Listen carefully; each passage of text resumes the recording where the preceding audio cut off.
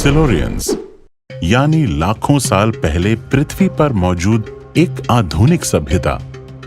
क्या ये संभव है कि इंसानों से भी लाखों करोड़ों साल पहले पृथ्वी पर कोई आधुनिक सभ्यता मौजूद रही हो? 3.8 अरब साल पहले धरती पर पहली माइक्रो ऑर्गेनिज्म पैदा हुई।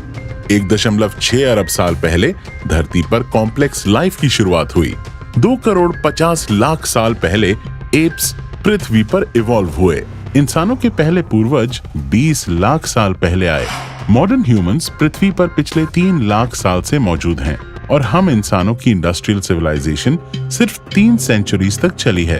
पृथ्वी के इतने लंबे इतिहास में इंसानी सभ्यता का टाइम पीरियड आटे में नमक के बराबर भी नहीं है। ऐसे में अरबों साल के इतिहास में क्या ये संभव नहीं है कि कोई एडवांस सिविलाइजेशन हमसे पहले रही हो? ये कल्पना हमारे मन की उपज नहीं है, बल्कि 2018 में यूनिवर्सिटी ऑफ रोचेस्टर के एस्ट्रोफिजिसिस्ट एडम फ्रैंक और Goddard Institute for Space Studies के डायरेक्टर गैविन श्माइट के द्वारा रखा गया एक हाइपोथेसिस है। So guys, welcome to Silurian hypothesis, यानी 40 करोड़ साल पहले पृथ्वी पर मौजूद एक आधुनिक सभ्यता। सिलोरियन हाइपोथेसिस के अनुसार वैज्ञानिकों का मानना है कि पृथ्वी के इतने बड़े इतिहास में संभव है कि कुछ ऐसे पल मिसिंग हैं जिन्हें अनजाने में हम इग्नोर कर रहे हों। और ये सोचने का कारण है कार्बोनिफेरस एरा, यानी 350 मिलियन साल पहले धरती पर इतना ज्यादा सफिशिएंट कार्बन फॉसिल फ्यूल मौजूद था जिसे आज के इंसानों जैसी सिविलाइजेशन द्वारा यूज किया जा सकता है। तो हो सकता है कि ऐसी सिविलाइजेशन पहले भी रही हो। ऐसे में कहीं ऐसा तो नहीं कि हमने पहले से ही मान लिया है कि हमसे पहले कोई एडवांस सिविलाइजेशन रही ही नहीं होगी और इस वजह से हम इसके प्रूफ्स को इग्नोर कर रहे हों। और हो सकता है कि किसी पुरानी एडवांस सिविलाइजेशन के फॉसिल रिकॉर्ड्स अब तक नोटिस ही नहीं किए गए हों। हम जानते हैं कि इजिप्ट, मेसोपोटामिया और हमारी जैसी सिविलाइजेशंस 5000 साल पहले मौजूद थीं, लेकिन इन सभ्यताओं के भी कुछ ऐसे एडवांस कारनामे हैं जिन्हें हम इंसान आज भी नहीं समझ पाए हैं।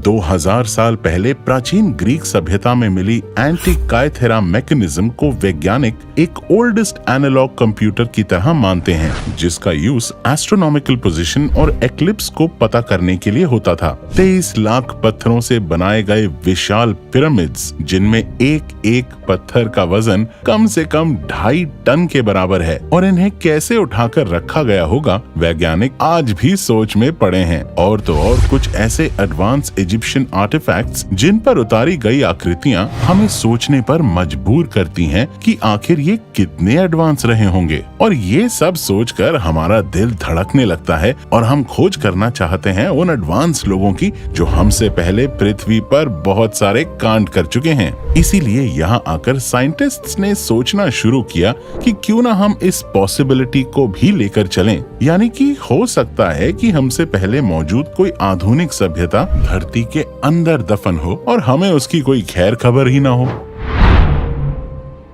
मान लीजिए कि अगर हमारी ह्यूमन सिविलाइजेशन किसी नेचुरल डिजास्टर की वजह से खत्म हो जाए तो सारी टेक्नोलॉजी के साथ साथ हम सब इंसान खत्म हो जाएंगे। तो क्या आज से हजारों साल बाद हमारी फॉसिल एविडेंस मिल पाएगी? क्या हमारे बनाए गए इन्वेंशन के एविडेंस धरती के गर्भ में कहीं ना कहीं मिल पाएंगे? पर सवाल ये है कि अगर कोई एडवांस सिविलाइजेशन रही होगी तो हमें आज तक उनकी खोपड़ी, कंकाल कुछ तो मिलना चाहिए था। तो कहां पर है वो सब सबूत? आज हम जानते हैं कि 25 करोड़ साल पहले धरती पर डायनासोर पैदा हुए थे और 6.5 करोड़ साल पहले एक एस्ट्रॉयड ने सब कुछ तबाह कर दिया था। लेकिन आज हमें डायनासोर्स के सबूत मिल रहे हैं फॉसिल एविडेंस के रूप में। पर सवाल ये है कि डायनासोर ने पृथ्वी पर 150 मिलियन साल से भी ज्यादा समय तक राज किया और इतने समय में डायनासोर की करोड़ों जनरेशंस पैदा हुई और खत्म हो गईं। ऐसे में कुल मिलाकर अरबों की संख्या में बड़े बड़े डायनासोर्स धरती पर थे। लेकिन आज के समय में क्या हमें इन डायनासोर्स के फॉसिल करोड़ों की संख्या में मिले, या लाखों की संख्या में, या इवन कई हजारों की संख्या में? आपको जानकर हैरानी होगी कि अरबों की संख्या में मौजूद डायनासोर्स के सिर्फ 11,000 फॉसिल्स ही पूरी दुनिया में अब तक हमें मिले हैं। जब इतने बड़े डायनासोर के फॉसिल ही इतने कम मिल रहे हैं तो एडवांस इंसानों के फॉसिल मिलना कितना मुश्किल होगा। और इसका कारण है धरती की टेक्टोनिक प्लेट्स की लगातार मूवमेंट। जहां आप आज रहते हो, करोड़ों साल बाद आपकी जगह पर आपकी हड्डियां धरती के 1000-2000 फीट या समुद्र की गहराई में 100-200 फीट में जाकर मिलेंगी। जहां आज हरियाली है, कभी वहां सूखा था। जहां कभी सूखा था, वहां आज हरियाली है। धरती पर मौजूद सबसे पुराना लैंड 1.8 मिलियन साल पुराना ही है, जो कि इजराइल का नेजल डेजर्ट है। और इन सब कारणों से ये अजम्पशन लिया जा सकता है कि अभी तक हमसे पहले मौजूद एडवांस सिविलाइजेशन के सबूत हमें शायद इस वजह से ना मिले हों, क्योंकि हो सकता है कि उसके सबूत धरती की गहराई में किसी ऐसी जगह छुपे हों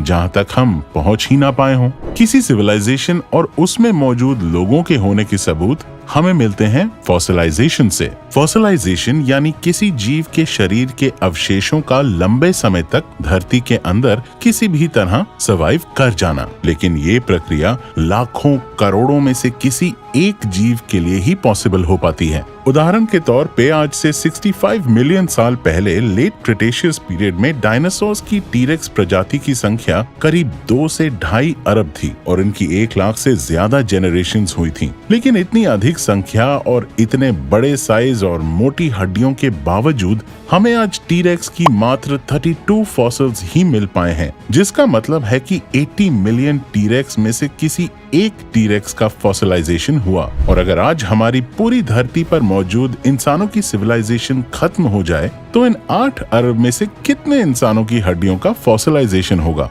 वो भी कई करोड़ साल बाद। क्या करोड़ों साल बाद पैदा हुई कोई इंटेलिजेंट सिविलाइजेशन हमारी फॉसिल एविडेंस किसी तरह ढूंढ पाएगी? हमें पृथ्वी पर आए हुए 30 लाख साल ही हुए हैं। इतने सालों में क्या पृथ्वी पर हमारे सबूत किसी तरह सर्वाइव कर पाएंगे? इसी तरह अगर कोई सिविलाइजेशन पास्ट में एग्जिस्ट रही भी हो तो उसके सबूत भी आज इतनी बड़ी पृथ्वी पर हमारे लिए अननोटिसेबल हैं। इसीलिए यहाँ हमें जरूरत पड़ेगी इनडायरेक्ट एविडेंस की।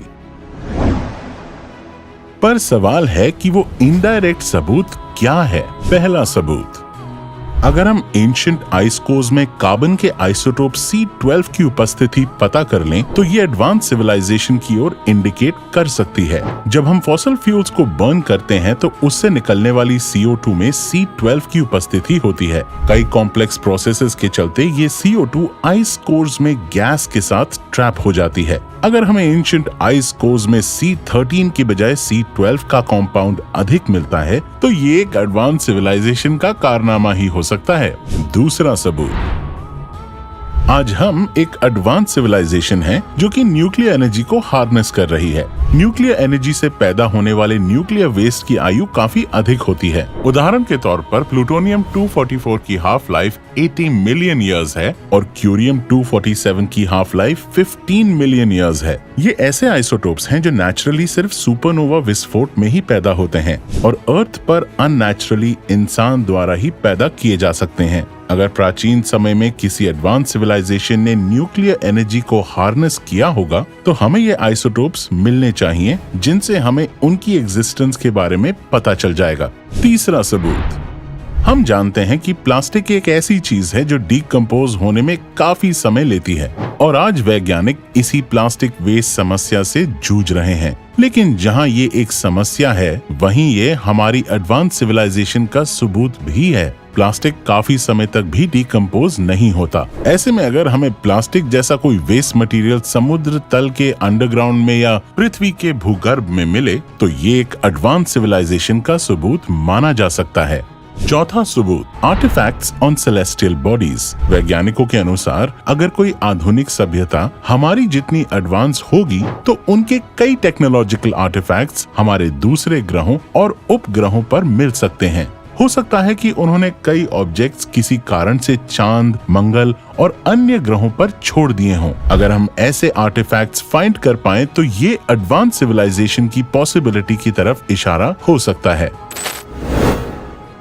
वैज्ञानिकों का कहना यह है कि फिलहाल एक एंशिएंट एडवांस सिविलाइजेशन को मानना उनकी एक कल्पना मात्र है, न कि कोई दावा। लेकिन विज्ञान इसी तरह काम करता है, जहां पहले कल्पना की जाती है और फिर उसके पक्ष में मिली एविडेंस के साथ एक थियरी बनाई जाती है और इतिहास की नई परतें खुलती रहती हैं। इसीलिए साइंटिस्ट्स इस पॉसिबिलिटी को भी एक चांस दे रहे हैं। पर खुशी की बात तो ये है कि अगर पृथ्वी पर कोई एडवांस सिविलाइजेशन रही होगी तो उसके इनडायरेक्ट सबूत हमें कहीं ना कहीं मिल ही जाएंगे। लेकिन फ्रेंड्स, ना सिर्फ हम अपने पास्ट सिविलाइजेशन को खोजने की कोशिश में हैं, बल्कि हम आज अपनी सिविलाइजेशन के सबूत भी दुनिया में छोड़ रहे हैं। जैसे कि वॉयेजर स्पेस प्रोब पर लगी गोल्डन प्लेट, जो कि करोड़ों सालों तक अंतरिक्ष में हमारी सिविलाइजेशन के सबूत के तौर पर रहेगी। वहीं आर्क मिशन फाउंडेशन के तहत इंसानों द्वारा समझे गए अब तक के नॉलेज को प्रिजर्व करने का काम किया जा रहा है, जो हमारे अब तक के सारे नॉलेज को प्रिजर्व करना चाहते हैं,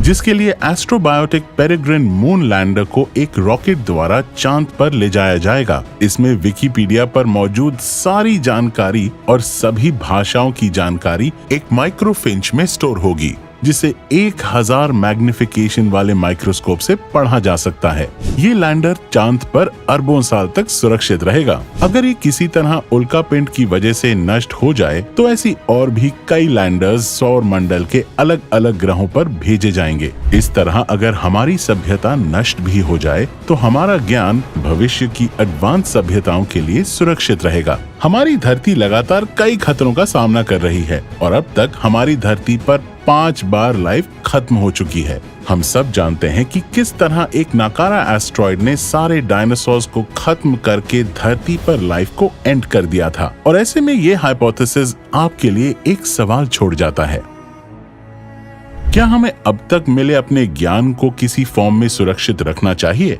और इससे बड़ा सवाल, अगर पास्ट में पृथ्वी पर कोई एडवांस सभ्यता रही होगी तो क्या उसने अपनी नॉलेज को कहीं सुरक्षित रखा होगा? आप सब मुझे कमेंट्स में जरूर बताइएगा। हम मिलते हैं आपसे अपने अगले वीडियो में, तब तक आप खोजबीन करते रहिएगा।